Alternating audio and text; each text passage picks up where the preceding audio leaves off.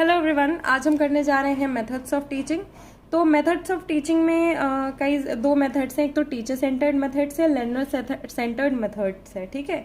But इसमें एक चीज़ और है, वो है मिक्स स्ट्रैटेजी, ठीक है। मिक्स स्ट्रैटेजी में ग्रुप्स वगैरह से रिलेटेड है। तो चलिए स्टार्ट करते हैं मेथड्स ऑफ टीचिंग। अब देखो, मेथड्स ऑफ टीचिंग में सबसे पहले आया है ये डाल दिया है इन्होंने, if a child can't learn the way we teach we should teach the way they learn, ठीक है। कि अपने पढ़ाने के तरीके को बदलो अगर उसे समझ में नहीं आ रहा है तो। फिर इसके बाद है एनटीए नेट सिलेबस के अकॉर्डिंग दो मेथड्स हैं, teacher centred and learner centred methods, ठीक है। अब एक सिंपल सा मैं एक चार्ट आपको दिखा देती हूँ, उस चार्ट से आपकी ये जो है क्लियर हो जाएगी। देखो, सबसे पहले क्या है, टीचर सेंटर्ड स्ट्रैटेजी, ठीक है, मेथड ही है वो। अब इसको क्या बोलते हैं, लार्ज ग्रुप मेथड बोलते हैं, ठीक है। आप सिंपली समझ जाओ कि एक ये क्या है, लार्ज ग्रुप मेथड है। बहुत सारे ग्रुप को एक ही साथ कवर कर दिया जाता है, बहुत बड़े पब्लिक को, ठीक है। तो क्या है, कैसे टीचर लेक्चर देगा, टीम टीचिंग हो जाएगी, टीवी वीडियो के थ्रू प्रेजेंट करके टीचर टीच कर सकता है। And dialogic teaching and direct teaching, ठीक है, दो तरह की टीचिंग इसमें दी हुई है। देन इसके बाद है मिक्स स्ट्रैटेजी, ठीक है। ये क्या है, स्मॉल ग्रुप मेथड है। अब इसमें क्या है, ग्रुप्स में लोगों को डिवाइड करके उनको कुछ बताना, जैसे group discussion, seminar, panel discussion, brainstorming, project method of work, tutorials, case study, role plays, simulation and demonstration, ठीक है। समझ में आ गया आपको। देन इसके बाद है learner centred strategy, individualise method है। एक लर्नर क्या होता है, हम एक लर्नर है, एक एक इंसान एक लर्नर होता है, इसीलिए इसको इंडिविजुअलाइज मेथड बोला गया है। अब इसमें क्या है, ट्यूटोरियल आ जाता है, असाइनमेंट्स आ जाते हैं, असाइनमेंट के थ्रू आप खुद समझोगे, प्रोजेक्ट के थ्रू आप खुद समझोगे, केस स्टडी इधर भी आ गया, केस स्टडी इधर भी है, इधर आप कई सारे लोगों के साथ मिल करके करोगे, इधर आप अकेले करोगे। प्रोग्राम इंस्ट्रक्शन आ गया, कंप्यूटर असिस्टेड लर्निंग आ गई, इंटरेक्टिव वीडियो हो गई कोई, उससे आप समझोगे, ठीक है, क्लिक क्लिक कर करके। इंटरेक्टिव मूवीज भी आपने देखी होंगी। देन है ओपन लर्निंग, ठीक है, ओपन सोर्स लर्निंग होती है। Then personalise system of instruction, ठीक है, और ह्यूरिस्टिक मेथड, ठीक है। अब आपको एक तरह से समझ में आ गया होगा कि कई सारे मेथड्स हैं और आपको इनके बाय नेम इनके वर्ड्स याद रखने हैं, प्लस इनमें क्या क्या दिया हुआ है वो याद रखने हैं। अब देखो, बहुत सारी कॉमन चीजें हैं जैसे कि लेक्चर वगैरह, ये सब के मतलब आपको समझ जाओगे, ठीक है। बट ये जैसे सिमुलेशन दिया हुआ है, प्रोजेक्ट, ये तो ठीक है। देन ह्यूरिस्टिक मेथड दिया हुआ है, पर्सनलाइज सिस्टम ऑफ इंस्ट्रक्शन दिया हुआ है। एंड हाँ, ये कुछ दो तीन ऐसे वर्ड्स हैं जिसमें आप थोड़ा सा समझ नहीं पाओगे कि क्या है, तो उसको बहुत अच्छे से कवर करेंगे, प्लस बाकी जो चीजें ऊपर से कवर करेंगे, ठीक है। अब देखो, टीचर सेंटर्ड टीचिंग मेथड्स हैं। अब लेक्चर मेथड है, अब इसका बेसिक फीचर देख लो, बहुत ज्यादा पढ़ने की जरूरत नहीं है। फॉर्मल है, नैरेटिव है नेचर में, टीचर आके क्लास में फॉर्मली आपको पढ़ाएगा, नरेट करेगा कोई चीजें, ठीक है, लेक्चर दे रहे हो आप। Presence a series of events और फैक्ट्स, कि वो बताएं कि पहले ऐसा हुआ। फॉर एग्जाम्पल, हिस्ट्री क्लास में आप बैठे हो तो एक सीरीज ऑफ इवेंट्स होते हैं and it explores a problem. देखो, अगर टीचिंग में कोई प्रॉब्लम एरिया एक्सप्लोर नहीं होता तो वो टीचिंग नहीं होती है। अब इसके एडवांटेजेस एंड लिमिटेशंस भी देख लेते हैं, ठीक है। देखो, इकोनॉमिकल है, हाँ पता है। अब लिमिटेशन क्या है, बहुत कम अपॉर्चुनिटी प्रोवाइड करता है स्टूडेंट एक्टिविटी की, ठीक है। देखो, टीचर सेंटर्ड है तो लर्नर सेंटर्ड वाली चीजें इसमें हट जाएंगी, वही इसकी लिमिटेशन है। एडवांटेजेस क्या है कि देखो, बहुत बड़े एरिया को आप कवर कर रहे हो तो इकोनॉमिकल एडवांटेज है, ठीक है। टीचर का टास्क सिंप्लीफाइड है, useful for imparting factual information, ठीक है। अगर आपको फैक्ट बताना है तो बहुत सिंपल है, अच्छी बात है, बट अदरवाइज अच्छा नहीं है ये। और अब देखो, लेक्चर के टाइम पे इंटरप्शन, डिस्ट्रैक्शंस वगैरह जो अवॉइड रहते हैं। बट अगर आपकी इंटरेक्टिव वीडियो लर्निंग है, जैसे कि ये हो गया है ना, तो इसमें क्या है कि आपके पास ये एडवांटेज नहीं रहता है। नेक्स्ट इसके बाद आ जाता है टीम टीचिंग मेथड, ठीक है।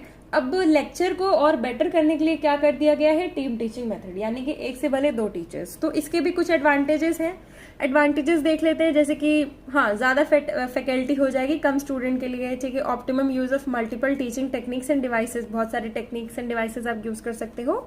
टीचिंग क्वालिटी इंप्रूव्ड रहती है। लिमिटेशन क्या है, हाँ, टीचर्स आपको नहीं मिलते हैं ऐसे टास्क के लिए, बहुत ज्यादा टीचर्स रिक्वायर्ड होते हैं, इकोनॉमिकल कम होता है, not useful for teaching all subjects, ठीक है। आप सारे सब्जेक्ट्स ऐसे नहीं पढ़ा सकते हो। And it requires much time for planning and scheduling. TV और वीडियो प्रेजेंटेशन आ गया, आपको मतलब तो इसका समझ में आता ही होगा। अब इसके एडवांटेजेस देख लेते हैं, ठीक है। अब देखो, अगर आप टीवी या किसी यूट्यूब वीडियो से आप पढ़ाई कर रहे हो तो आपके पास फायदा क्या है कि आप बहुत सारे अलग अलग लोगों से, बहुत सारे अच्छे टीचर से मिल रहे हो, यानी कि बेस्ट ऑफ बेस्ट से आप पढ़ सकते हो। तो इसमें वही एडवांटेज यही है कि आप एक्सपर्ट से डायरेक्ट सीख सकते हो। एडल्ट लर्नर्स के लिए अच्छा है, अभी आप बड़े हो करी तो इससे पढ़ रहे हो, ठीक है। Illustrate lectures and demonstration can be supplemented by other teaching and easily accessible. हाँ ठीक है, इजीली एक्सेसिबल है, specifically useful for subject such as geography, astronomy etcetera. अब इसकी लिमिटेशन है कि देखो less possibility for two way communication. बहुत सिंपल सी चीज है, हाँ ठीक है, टू वे कम्युनिकेशन नहीं होती है, पर आप अगर उसको इंटरेक्टिव बनाओ तो हो सकती है। It can be difficult to adjust complicated schedules for the period of the telecast. ठीक है, ये भी सही है कि टेलीकास्ट और इन सब, अब देखो ये पुराने टाइम की शायद बात हो रही होगी, बट अभी यूट्यूब के इंटरेक्टिव सेशंस में आप लोग आराम से ये चीज कर सकते हो, ठीक है। देन इसके बाद है dialogic teaching and direct teaching. अब देखो डायलॉजिक टीचिंग जो थी वो किसने डेवलप की थी? रॉबिन अलेक्जेंडर, ठीक है, in early 2000. It harnesses the power of talk to stimulate and extend students thinking and advance their learning and understanding. ठीक है, ये क्या करता है? पावर यूज करता है टॉक की, यानी कि बात करने की पावर यूज करता है, और इसके बाद स्टूडेंट की थिंकिंग को एडवांस करता है। It helps the teacher more precisely to diagnose students needs, frame their learning task and access their progress. ठीक है, अब direct teaching is the use of straightforward explicit teaching technique. देखो पहले आगे dialogic teaching. Dialogic teaching किसने बनाई थी? Robin Alexander ने बनाई थी। लॉजिक किसके पास है? रॉबिन के पास है, ठीक है। ऐसे याद रख लें, बैटमैन के साथ रॉबिन रहता है, रॉबिन उसको लॉजिक प्रोवाइड करता है, इसलिए उनका एक डुओ है जो चल रहा है, ऐसे याद कर लेना। देन इसके बाद क्या है? Direct teaching. अब डायरेक्ट टीचिंग देखो वर्ड से ही समझ में आ रहा है आपको कि देखो स्ट्रेट फॉरवर्ड टीचिंग है, इसलिए इतनी ज्यादा वो नहीं है, ठीक है, बहुत अच्छी नहीं है, इसके भी बहुत सारे आपको वो मिल जाएंगे लिमिटेशंस। अब देखो एक क्वेश्चन है, which of the following should be termed as the principles of dialogic teaching. ठीक है, collective, reciprocal, supportive, cumulative, purposeful. अब देखो कलेक्टिव समझते हैं बहुत सारे लोगों के साथ, ठीक है। अब ऐसे आपको समझ में आ रहा होगा, कलेक्टिव हो गया, रेसिप्रोकल हो गया कि तुम मुझे बताओ मैं तुम्हें बताऊंगा, ठीक है। रेसिप्रोकल एक तो बहुत सारे लोग हो गए। डायलॉजिक क्या हो गया? बहुत सारे लोगों से पूछ पाछ के करना। रेसिप्रोकल भी हाँ ठीक है, पूछ पाछ नहीं होता। सपोर्टिव, ठीक है, तुम जैसा बोल रहे हो उसको मैं सपोर्ट कर रहा हूँ। क्यूमुलेटिव, हाँ ठीक है, एंड पर्पसफुल, हाँ इसका पर्पस होता है, इसलिए इसका आंसर डी है। अब देखो collective means being together, reciprocal means listening to each other, supportive means free expression of ideas, cumulative means chaining of ideas, and purposeful means being objective. तो आपको समझ में आ रहा हो कि जो रॉबिन अलेक्जेंडर ने जो बनाया है डायलॉजिक टीचिंग 2000 में, वो कितना इंपॉर्टेंट है, बहुत अच्छा है, और उसके एडवांटेजेस ज्यादा है। नेक्स्ट इसके बाद आता है मिक्स्ड ग्रुप टीचिंग मेथड्स। हमने कौन सा कर लिया है अभी? हमने ये वाला कर लिया है, large group method, lecture, team teaching, TV और video presentation, dialogic teaching and direct teaching. Dialogic teaching क्या होता है? टीचर जब आपसे पूछ पाछ करके एक सिलेबस बनाता है, फिर इसके बाद आगे पढ़ाता है। हम आते हैं मिक्स स्ट्रैटेजीज टीचिंग में, स्मॉल ग्रुप्स मेथड। अब इसमें हम करते हैं ये सारे 10 तरीके, ठीक है। अब इसमें क्या आता है? मिक्स ग्रुप में सबसे पहले ग्रुप डिस्कशन। ग्रुप डिस्कशन आप समझते हैं क्या होता है, उसमें और ज्यादा घुसने की जरूरत नहीं है। फॉर्म्स ऑफ ग्रुप डिस्कशन इसमें डिस्कस किया है कि क्लासरूम में होता है। फॉर्मल ग्रुप डिस्कशन 2 तरह के होते हैं, ठीक है, और इसके एडवांटेजेस पढ़ लेते हैं।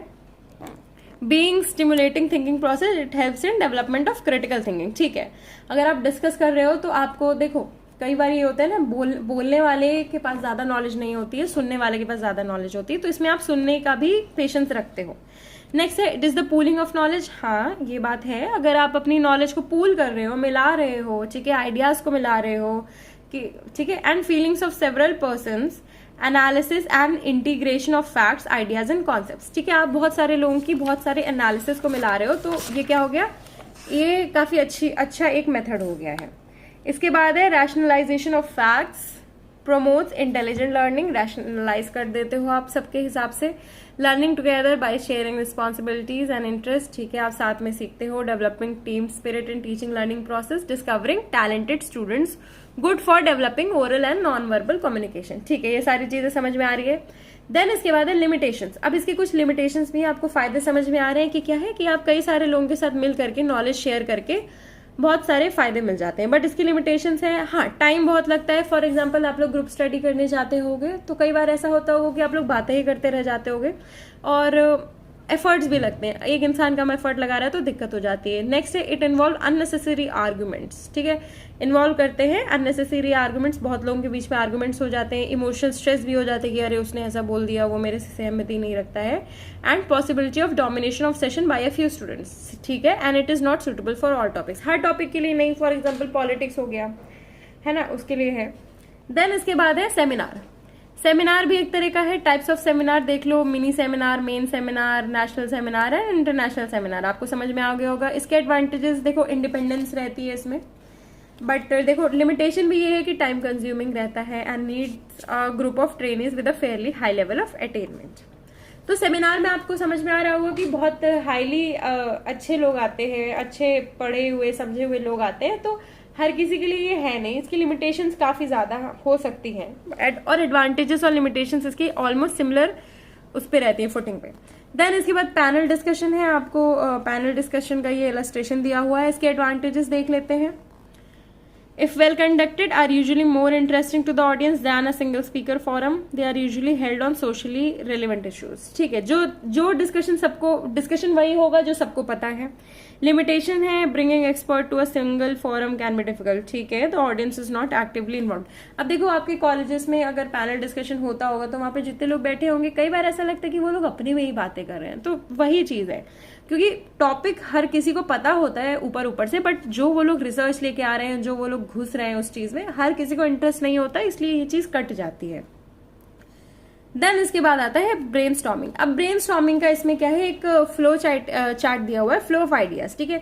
अब देखो आइडिया है, कोई सिचुएशन है, प्रॉब्लम है, नीड्स है, ऑब्जेक्टिव्स है, उसकी स्ट्रैटेजी, ये क्या हो गया ब्रेनस्टॉर्मिंग। ब्रेनस्टॉर्मिंग से क्या होता है कि देखो कि एक आइडिया है, you want to develop, should flow from the strategies you identify to achieve the objective, ठीक है। आइडिया है, सिचुएशन आई आपके सामने, उसकी प्रॉब्लम्स आपने डिस्कस की, उसकी needs and objectives and strategies. Brainstorming से क्या होता है, आपके पास क्या होता है, एक पूरा देखो कई सारे लोग होते हैं, वो सब मिलकर के एक टॉपिक डिस्कस करते हैं और फाइनली किसी कंक्लूजन पे जाते हैं, कोई स्ट्रैटेजी बनाते हैं, तो उसी चीज से रिलेटेड है, ठीक है।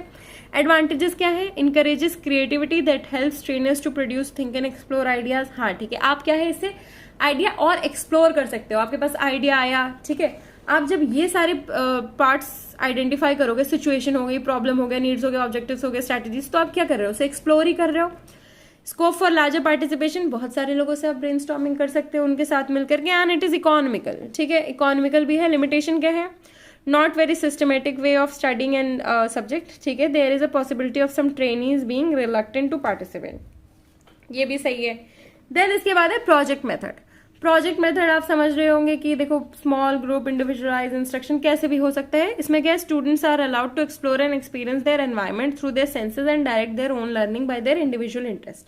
अब इसमें क्या, students are likely to develop the habit of critical thinking and they develop the habit of working in teams, ठीक है, टीम में काम करने लगते हैं। एंड लिमिटेशन इसकी क्या है, कंटिन्यूस मॉनिटरिंग में भी रिक्वायर्ड एंड एडिशनल रिसोर्सेज में भी रिक्वायर्ड। हाँ ठीक है, इसमें जो है एडिशनल रिक्वायरमेंट्स चाहिए होती हैं, ये प्रोजेक्ट मेथड होता है।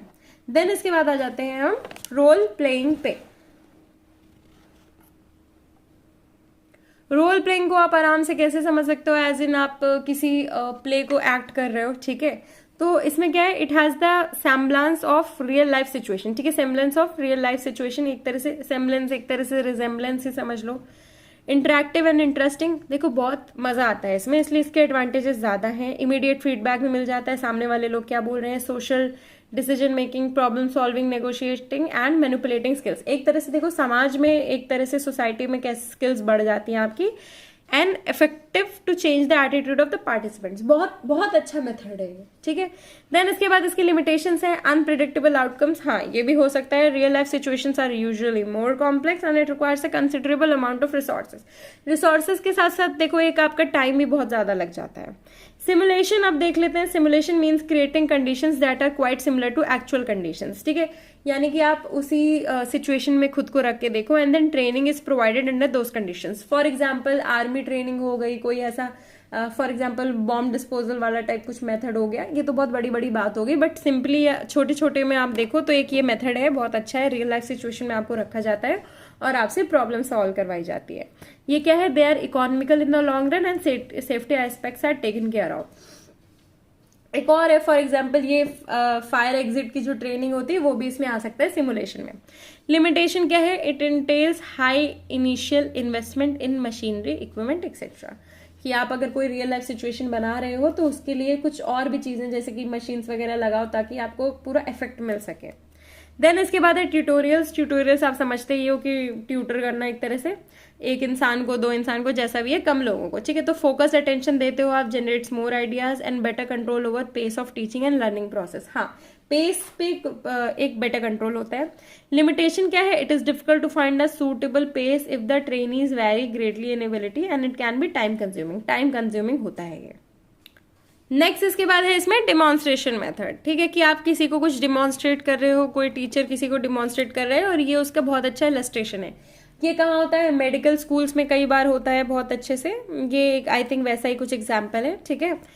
और डेमोन्स्ट्रेशन के एडवांटेजेस काफ़ी ज़्यादा हैं। Effective in explaining materials, objects and ideas, ठीक है, इफेक्टिव होता है।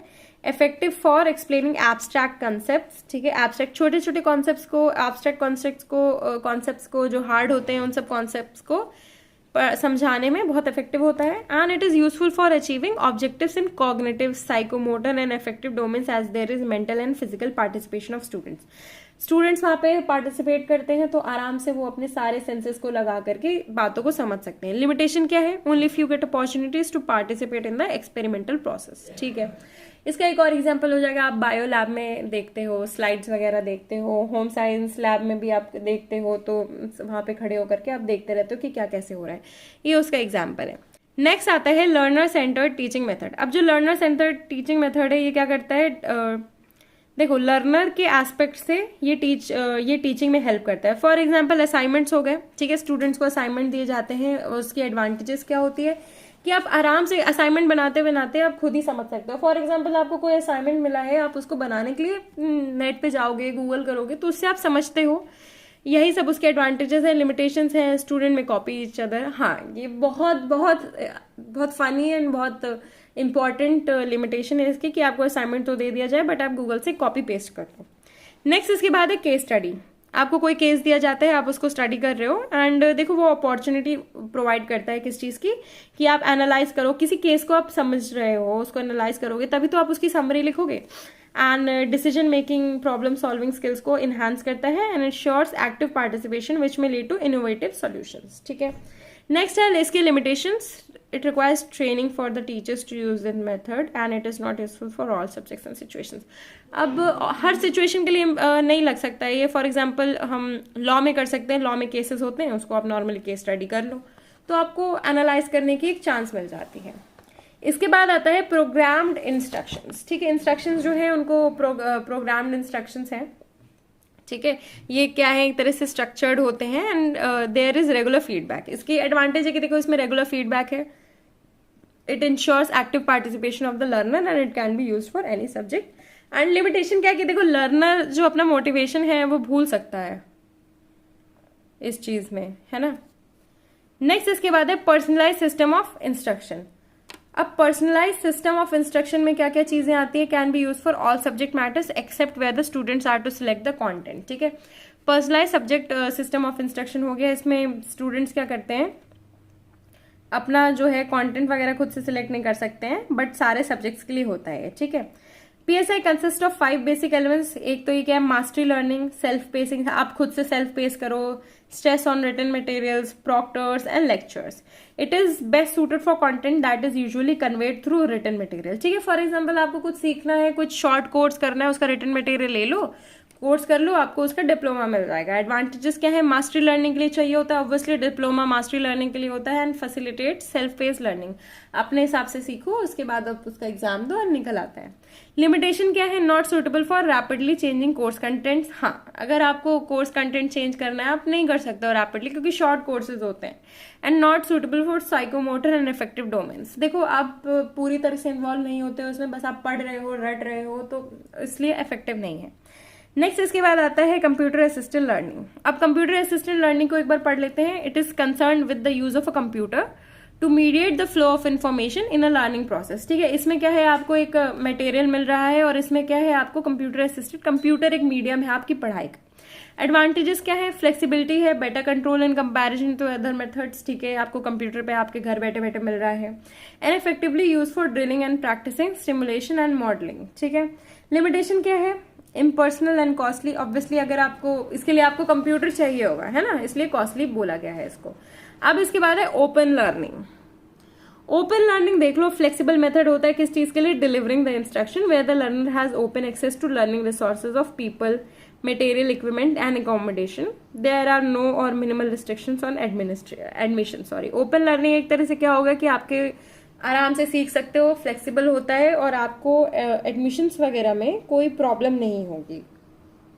इसके एडवांटेज क्या है, it offers flexibility to the learner and it is not suitable for achieving psychomotor and effective learning objectives. हाँ, तो ये तो समझ में आ ही रहा है, बट फ्लेक्सिबिलिटी है इसमें सबसे ज्यादा, ये चीज आपको समझनी होगी। नेक्स्ट इसके बाद इंटरैक्टिव वीडियो है। आपको पता है इंटरैक्टिव वीडियो क्या होती है, अप्रोच क्या है, it enhances the decision making power of an individual. अब इंटरैक्ट कर रहे हो तो आप डिसीजन, फॉर एग्जाम्पल एक ब्लैक मिरर आई थी, टीवी सीरीज थी, पर उसकी एक मूवी आई थी, ठीक है, वो इंटरैक्टिव मूवी थी, उसमें आप इंटरैक्ट करने के लिए, एंड रिजल्ट तक जाने के लिए आप चूज करते हो, ठीक है, तो उससे आपका क्या है, एक डिसीजन मेकिंग पावर आपकी अच्छी होती है, ऐसे समझ लो, इजी पड़ जाएगा। नेक्स्ट है limitation, this method is time consuming, requires resources and expertise. Time consuming है, आपके पास नेटफ्लिक्स अकाउंट होना चाहिए उस मूवी को वो करने के लिए, इसलिए टाइम कंज्यूमिंग भी है और बोरियत भी हो जाती है देखो एक टाइम के बाद। अब आते हैं ह्यूरिस्टिक मेथड में, ठीक है।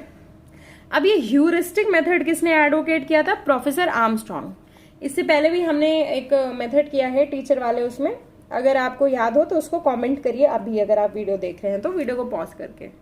अब इसमें क्या है, चाइल्ड जो होता है, जो बच्चा होता है, उसको अपनी प्रॉब्लम का जो सोल्यूशन है खुद ही फाइंड करना है, ठीक है, बिना किसी हेल्प के। Thus the child becomes a discoverer of knowledge by developing a spirit of inquiry, ठीक है, इंक्वायर कर करके हर चीज से वो क्या है, समझ सकता है ये सब चीजें।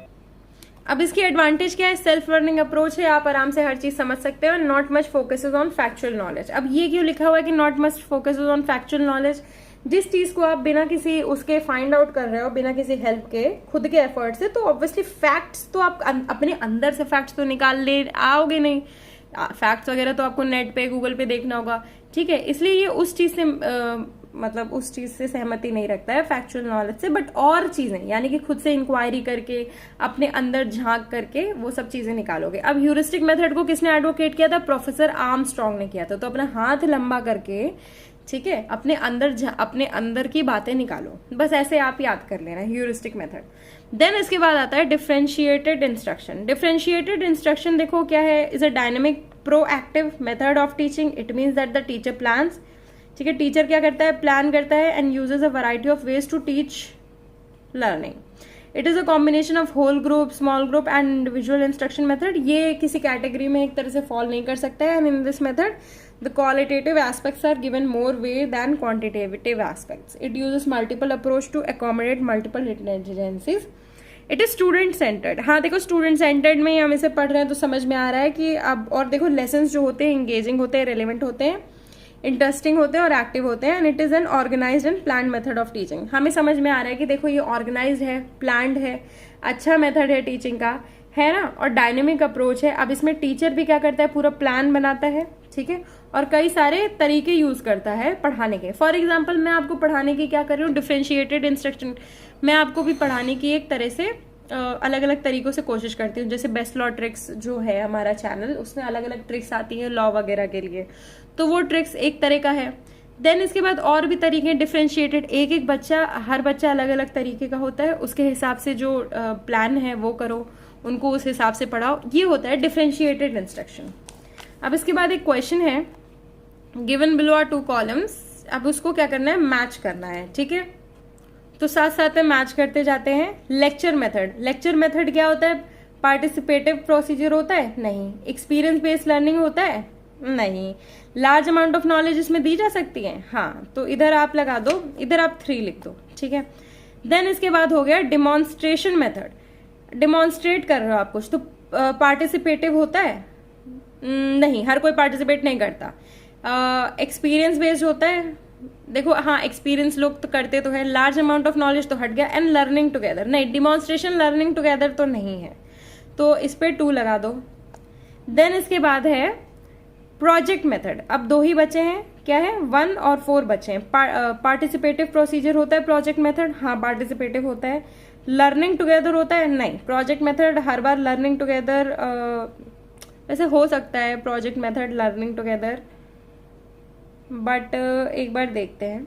कोलैबोरेटिव मेथड क्या होता है, पार्टिसिपेटिव प्रोसीजर होता है। हाँ देखो कोलैबोरेटिव पार्टिसिपेटिव ज्यादा होता है, इसमें सब लोग पार्टिसिपेट करते हैं, तो ये 1 हो गया। प्रोजेक्ट मेथड को आप कर लो लर्निंग टुगेदर, ठीक है, आप साथ साथ में लर्न करते जाते हो, तो इसका 4 हो गया, ठीक है। तो आपका ये वाला आंसर हो गया एक तरह से। अब इसके बाद हम आगे भी और सारी वीडियोस लाते रहेंगे। अगर आपको ये वीडियो अच्छी लगती है तो please do like share comment. And I know बहुत लंबी हो गई है, बट आप इसको 2x की स्पीड में करके देख लोगे तो आपके लिए इजी पड़ जाएगा इसे समझना। तब तक के लिए please do like share comment and please do subscribe. Thank you.